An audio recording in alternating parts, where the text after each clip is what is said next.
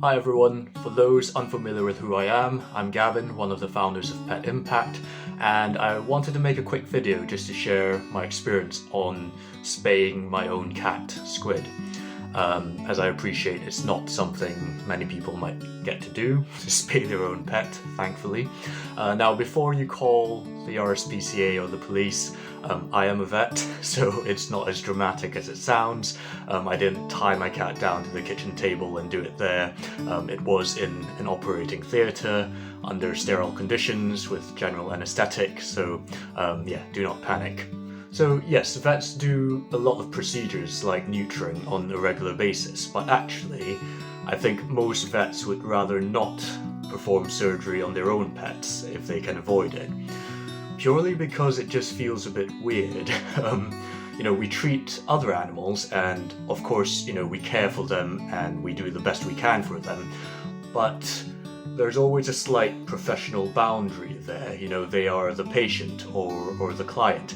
And whereas when it's your own pet who you see every day at home and you snuggle up with them in bed, it feels a little scary to cut them open and remove organs from their insides.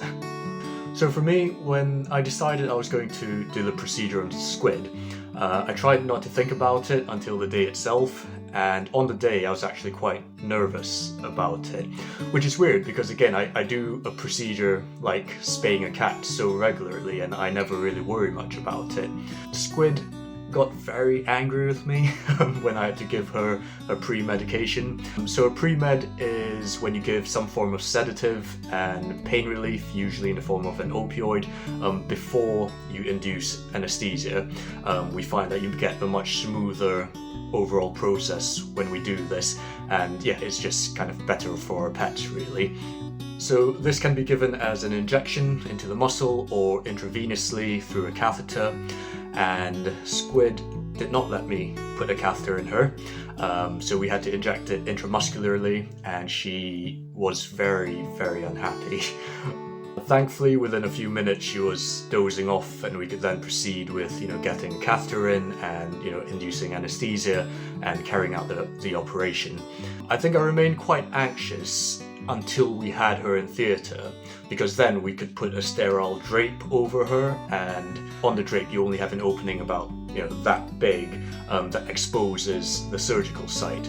So with that I couldn't actually see her, and apart from that small patch of skin. So I could forget that I was cutting into my own cat and treat it just like any other patient or any other spay procedure that I normally do.